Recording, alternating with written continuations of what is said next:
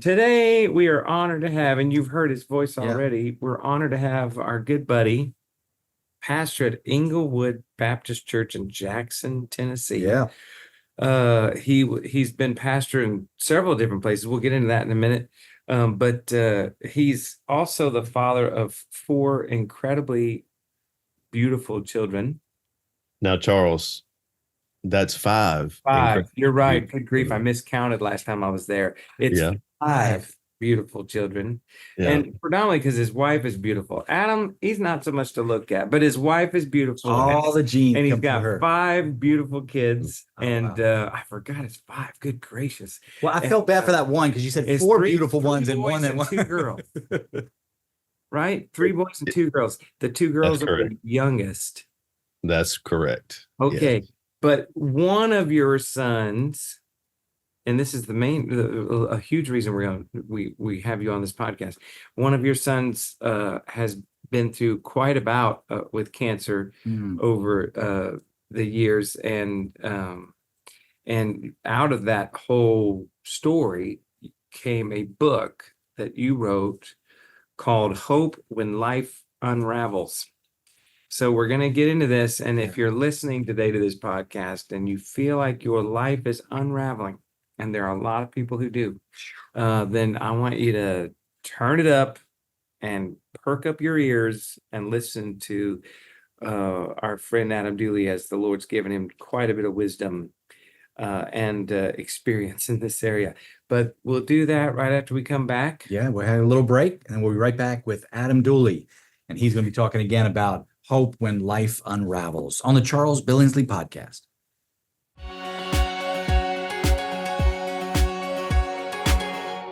Hey everybody, welcome back. I'm Charles Billingsley and I'm hanging out with Brandon. Yeah. We don't have Adam Lancaster today, But we do he's in have- Mexico. Oh, wow. But we have another Adam. Before we get to that, Adam, let's talk about our sponsors real quick. Go for Tom it. Shepard and GMC Family Auto Group. They're amazing, wonderful people. We've sold a lot of cars for him through this podcast, and it's so cool. Love it. Because people call and they're like, yeah, you're right, man. He gives us the best deal and he's awesome to work Yeah. with, him and his great team.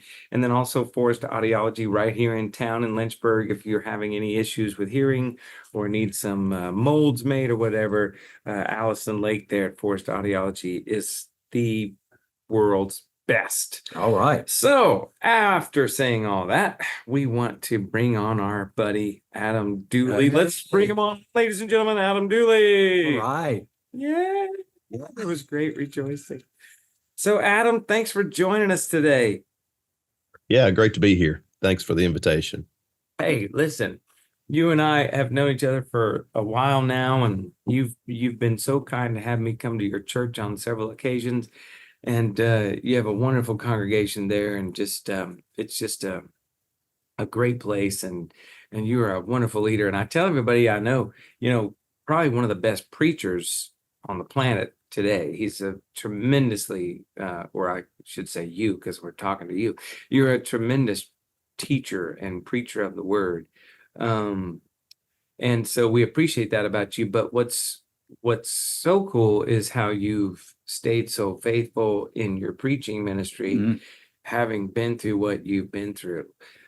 So before we get into where all this began with your son, tell us a little bit of history about yourself. Like, where'd you grow up? How'd you get into preaching and pastoring and all that? And how did it lead to Dauphin Way, where all of a sudden it felt like everything started to unravel in your life?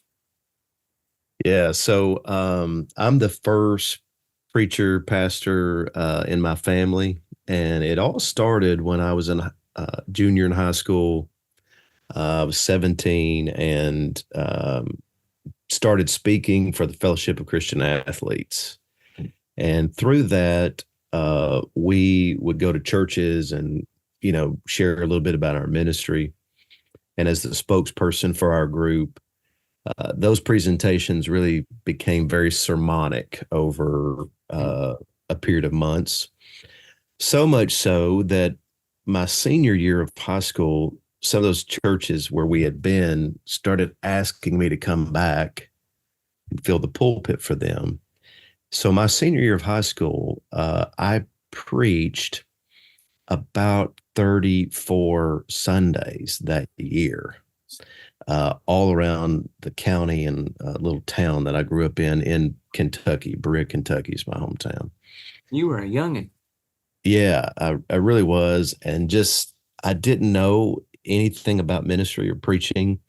Had a great pastor that was committed to biblical exposition. And so I went to him and I said, "Hey, these churches want me to preach. You got to show me how to do it." And so he said, "Just take a text, explain every verse in the text, try to illustrate as you go, and try to apply everything that is in the text." And that's what I began doing, Charles. And, frankly, that's what I still do today.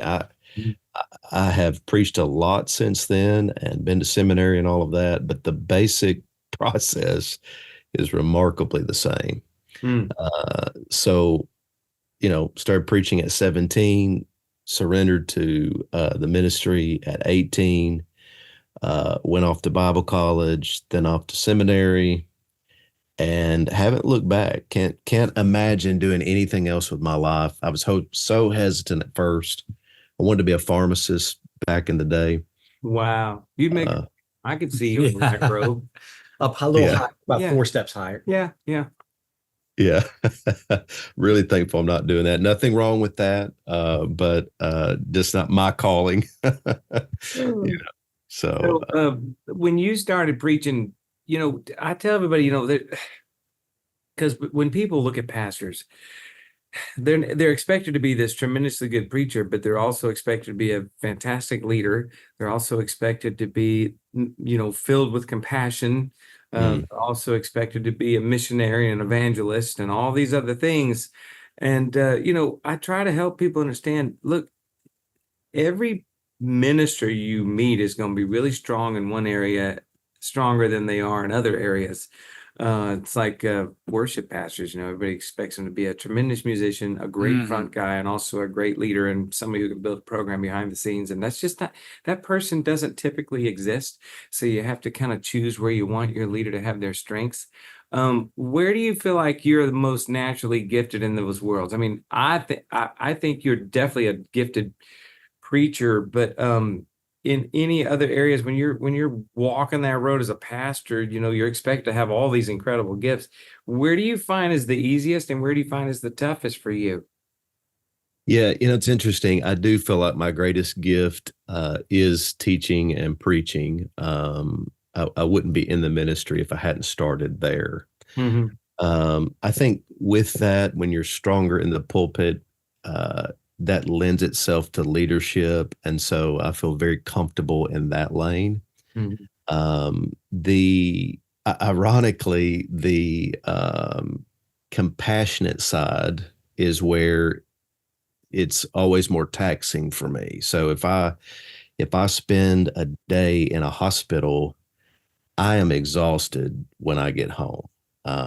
And I wouldn't call myself introverted, but I lean more introverted than extroverted. And so it just takes a lot out of me to be in those type settings, which I don't want to get ahead of our discussion, but I think what the Lord does is he gives you experiences to help you with that. And what we walked through as a family really helped us to see that side of ministry differently. It helped us to empathize with people more than we were capable of before. But that's not my natural lane, to uh, those compassion ministries that are so important for a church. Mm-hmm. But as you said, well, one person can't fulfill all of those ministries. And it's really unfair for congregations, I think, at times to expect them to. And of course, the smaller the church, the more responsibilities you have to bear as a pastor. Yeah, 'Cause that's so true. also, My ministry today is much easier than it was early on, Mhm. simply because of the size of the church.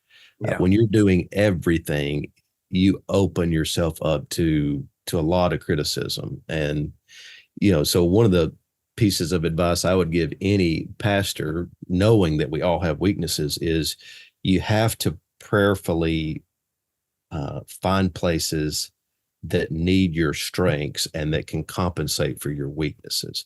And if that table isn't set, you probably can't have a good ministry in that particular place. So get volunteers or other staff people around you that shore up those weaknesses. Right. Exactly. But sometimes things happen that are out of your control, and you ended up as pastor of Dauphin Way down in Mobile, Alabama, and things were rolling along pretty smoothly until one day out of the blue. Tell us what happened and where you went from there.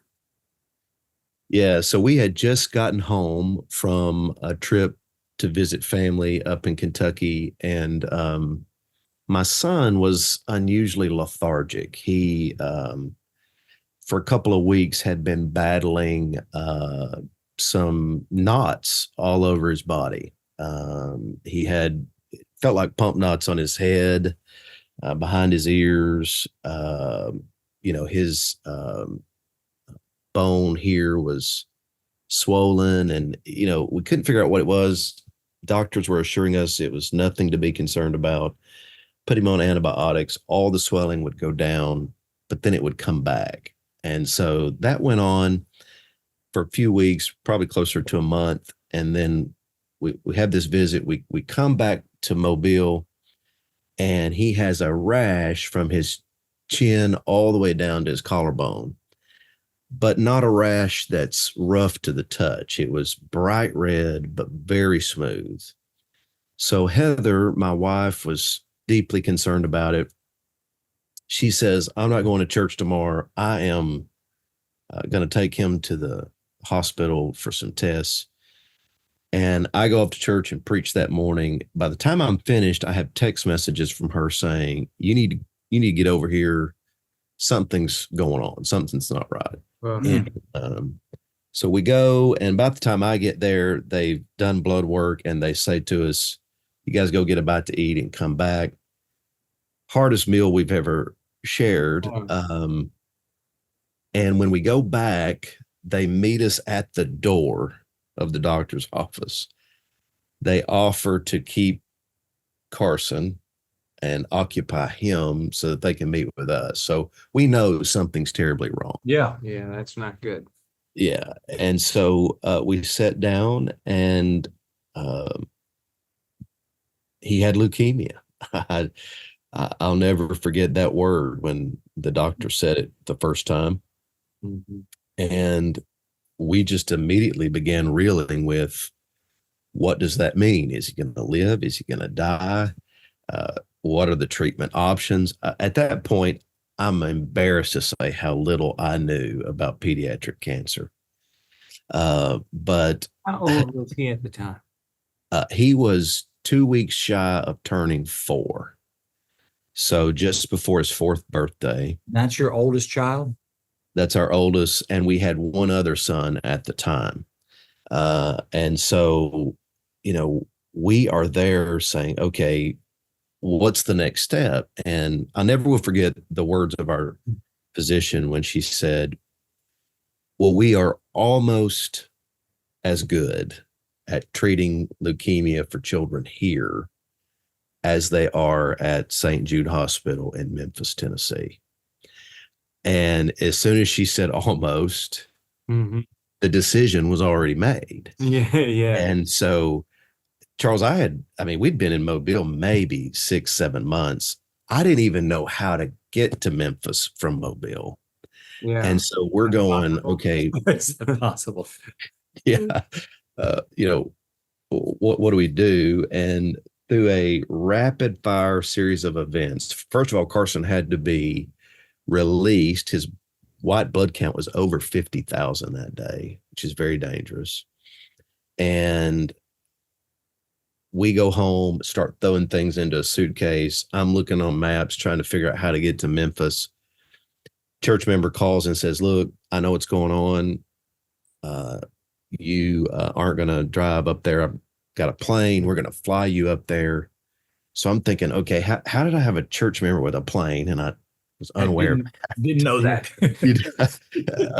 And then what's that going to look like? And so fast forward by 10 p.m. that night, Carson's in a bed at St. Jude Hospital, and they are telling us everything that's going to happen for the next 3 years as they treat him for leukemia. Good grief. So All in the same fact- day. the fact you're able to get Yeah. in to me is almost miraculous. Well, it is miraculous. I can tell you from beginning to end, God's providence over the whole series. Our pediatrician, for example, had identified or diagnosed rather a child with leukemia about 10 years earlier. Most pediatricians can't do that, but she knew what to look for. So Mhm. there's God. Mm-hmm. She sent him to St. Jude. So she had a connection, not just with St. Jude. Helped you get in. Mhm. Yeah, but with the premier oncologist for children at St. Jude. At that time, there were about 15 protocols for how to treat pediatric leukemia. My son's physician wrote all 15 of those protocols. Wow. And she made one phone call, and that's who received us when we got there. Good gracious. Mhm. So miracle number one. Yeah. So we get there, miracle and number one is I've got a plane. I'm going to take y'all up there.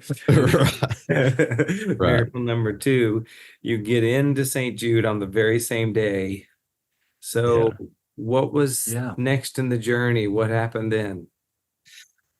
Well, what we quickly learned was that it was a 3-year protocol to treat this. And that meant we would have to be in Memphis once a week. First off, right out of the gate, we spent 6 weeks there with him to try to.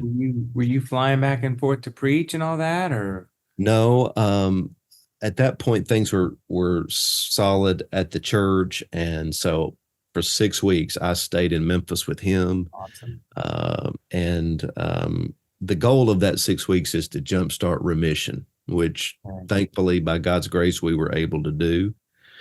But childhood leukemia is one of the easier cancers to treat, but it takes longer because they know that patients relapse if you don't treat them for 128 weeks, basically.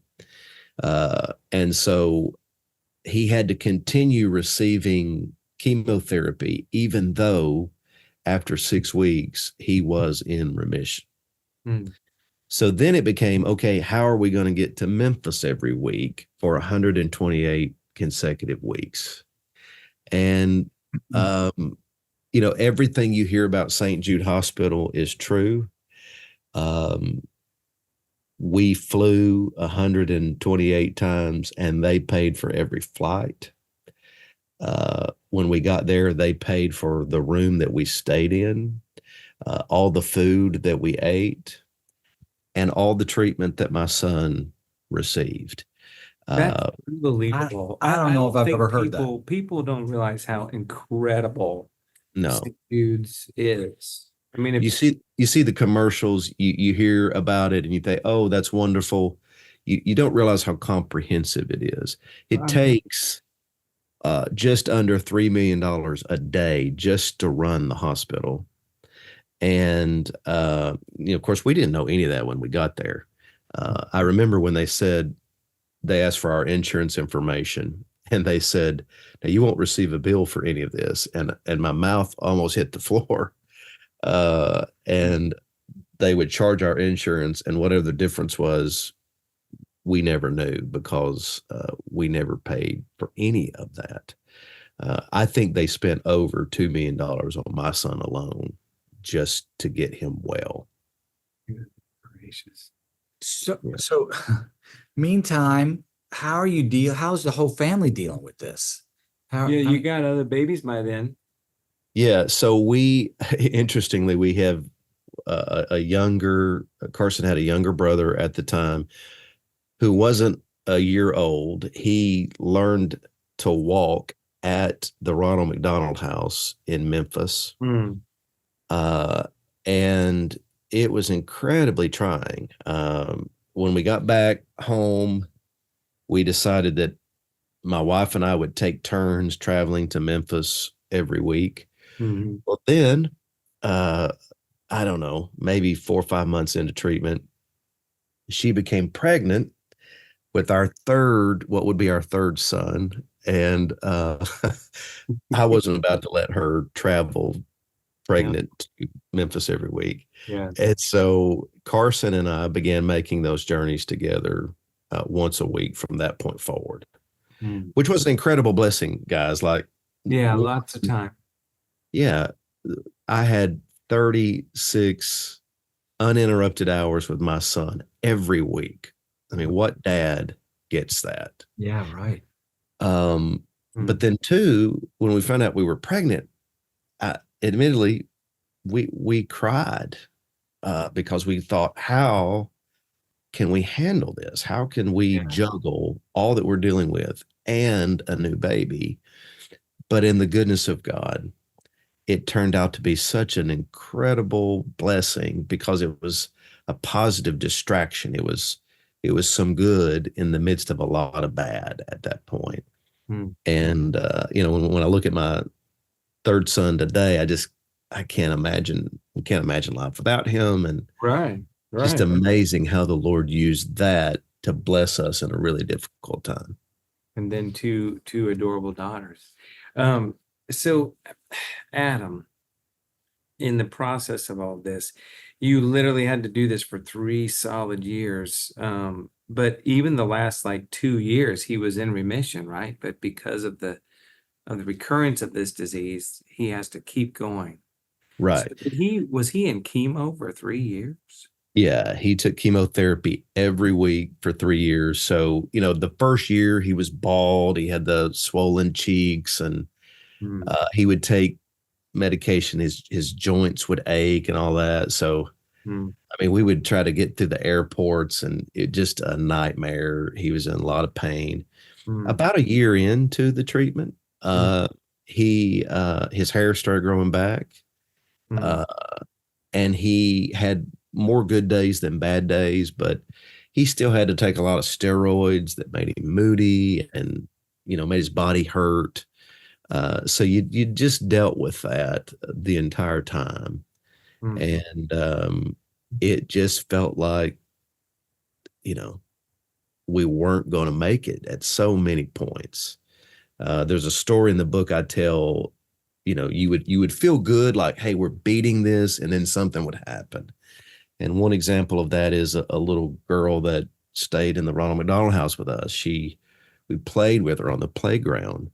I led her parents to faith in Christ, and she uh, passed away in Wow. the middle of Carson's treatment. About when you think, okay, we got this. This girl passes, and I preached her funeral, and I just remember thinking that could be my son.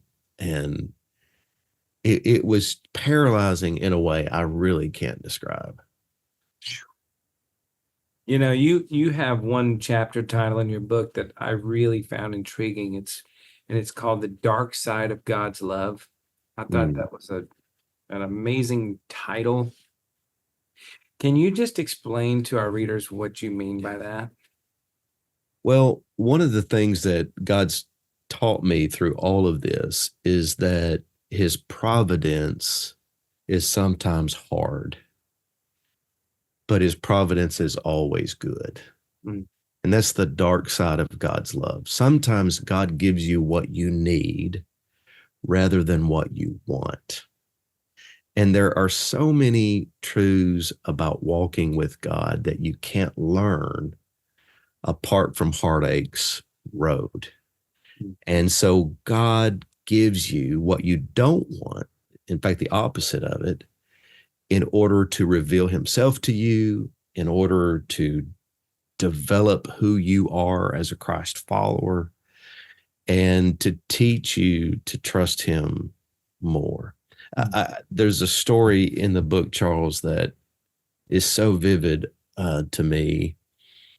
The first night we were in the hospital, Carson was lying in a bed and they were trying to get IVs in his Yeah, arms. I read that story.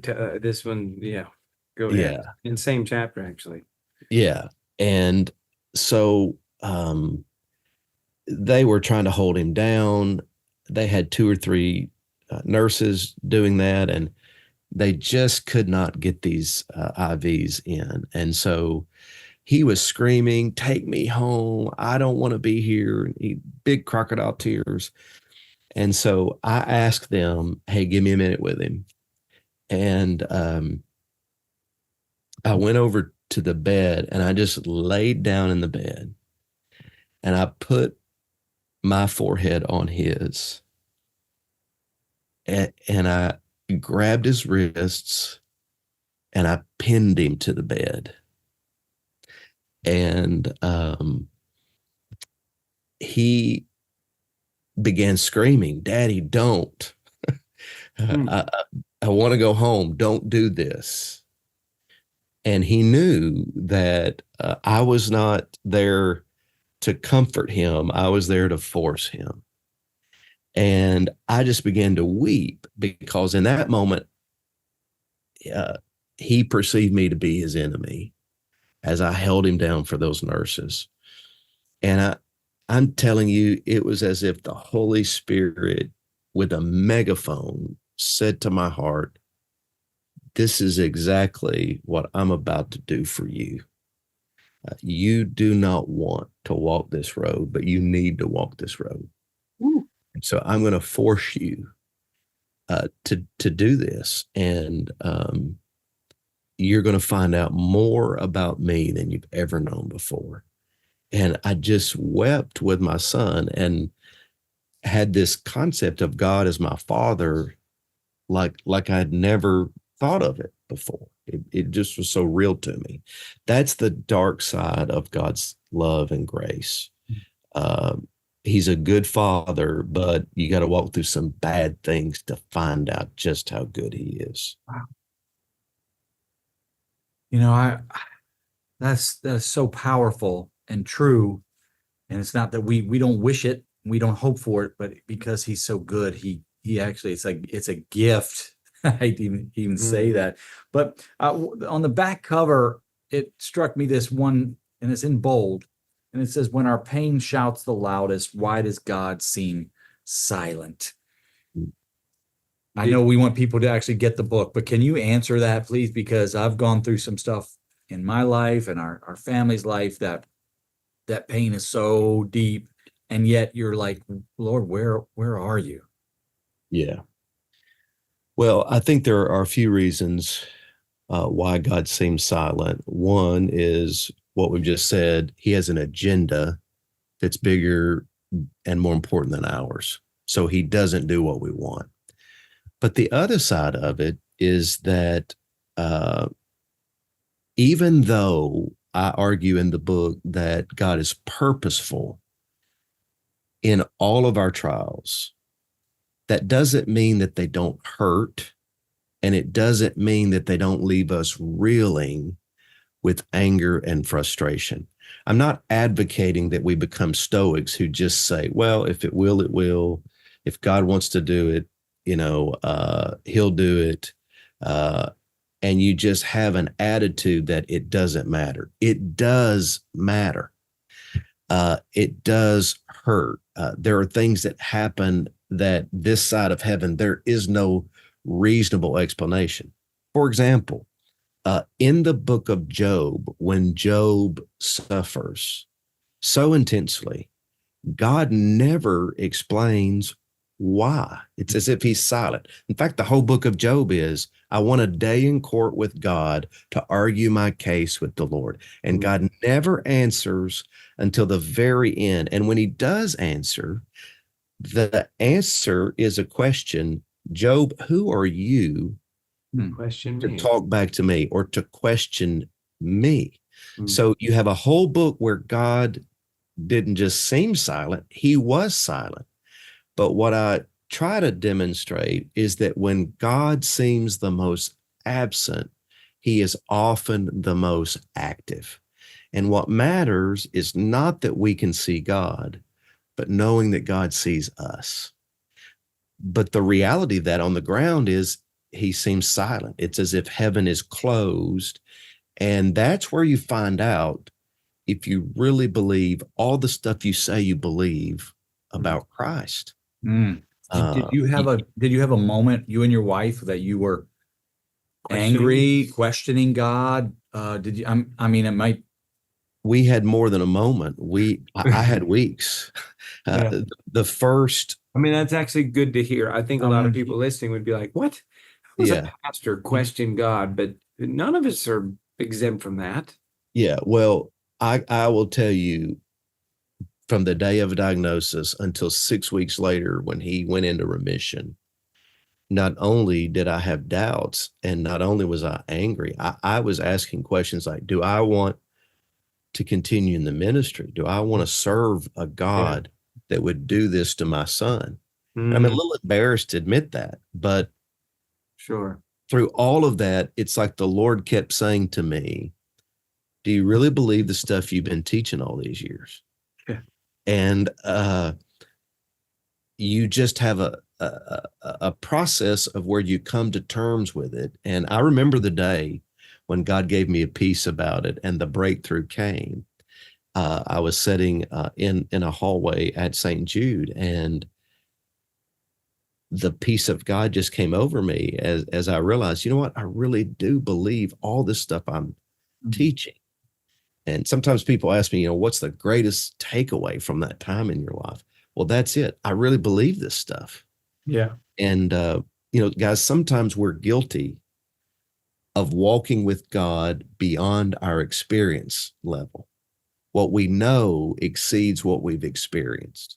Hmm. And part of that's good because you got to take so much of scripture on faith. Yeah. And you don't want to experience everything that you could experience Okay. in your walk with God.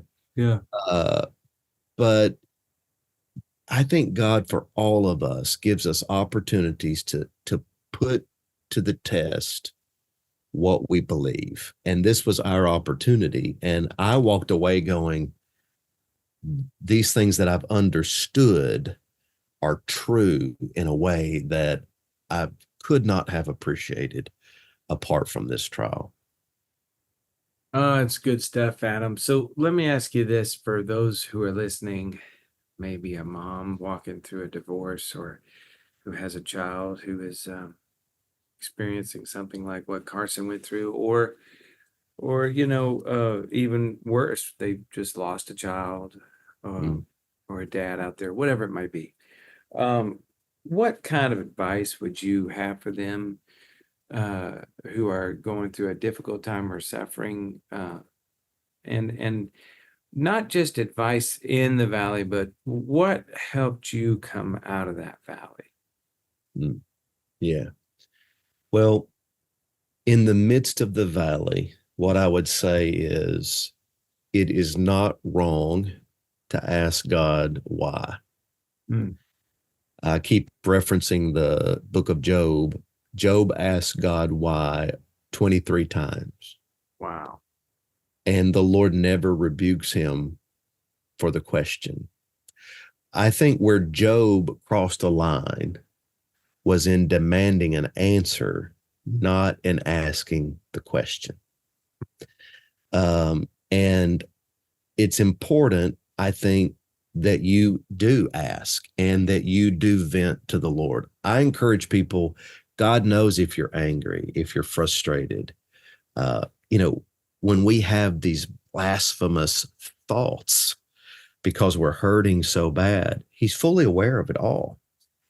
And you may need to have a shouting session with the Lord or at the Lord. David sure did. That's right. And you should do that. Now, you may need to seek forgiveness when you're done, but you need to do that. Jesus says, come unto me, all you who labor and are heavy laden, and I'll give you rest. We're unwilling sometimes because we're so superficial or so fearful of really giving that which burdens us to the Lord, and therefore we don't find rest. The one thing people used to say to me that grated on my nerves more than anything was, well, I know this is bad, but remember, God won't put more on you than you can bear. I'm here to tell you that isn't true. That's a lie. Thank you for saying that. Thank you so much for saying that. Yeah, he puts more on us than we can bear because he's every intention of bearing it for us. But you can't know that until you have that which is unbearable. And you should never be afraid to take the unbearable to the Lord and altruistically and in the most raw way possible express that to the Lord. That's part of the healing. That's part of the strength. That's when the peace of God that passes understanding comes. So do that. Absolutely do that. And the Lord can handle it. You can trust him with that. You'll be closer to him, not further from him, if you'll do that. Wow. So you came out of that valley, end up in Inglewood several years later, and now here we are. I saw Carson just a few months ago. He's tall, healthy, strong, playing basketball. Your other kids are doing well, and life is good now, isn't it? It is amazing how good it is. Carson's 17. He's 6'2". He is a picture of health. The chance of his relapsing is about as great as one of you being diagnosed with leukemia. Wow. So we're just incredibly grateful with the goodness of God toward our family. And we appreciate it more now than we did before. Oh, sure. Absolutely. Yeah. Yeah. Well, I want everybody to make sure you get a copy of this book. It's on Zondervan Books. You could probably find it on iBooks, can't you, in a digital form? Yeah, anywhere you can purchase a book, you can find it. Yeah. And you can obviously go and just search Hope When Life Unravels by Adam Dooley. That's Dooley. Do you have a website or anything that you'd want to point anybody to, Adam? Yeah, you can visit adamdooley.org, and there's links to purchase the book there, or you can visit inglewood.church. If you actually preach some sermons about that time period in our life called Hope When Life Unravels, you can find those on our church website. And you can follow him at Adam B. Dooley, the letter B there in the middle of his first and last name, Adam B. Dooley. Well, Adam, Yep. be cool. Adam, be awesome. Adam, be my friend. Yeah. And Adam, we appreciate you being on here and telling us this great story, but also the advice that comes from it and the blessings that you've received out of it. And it's just it's really good to hear your heart on all these things, man. And I know that we've had some listeners today that are probably greatly encouraged with this. So thank you. Thank you so much, Adam. Yeah, thanks for the opportunity. All right, we'll talk to you soon, my brother.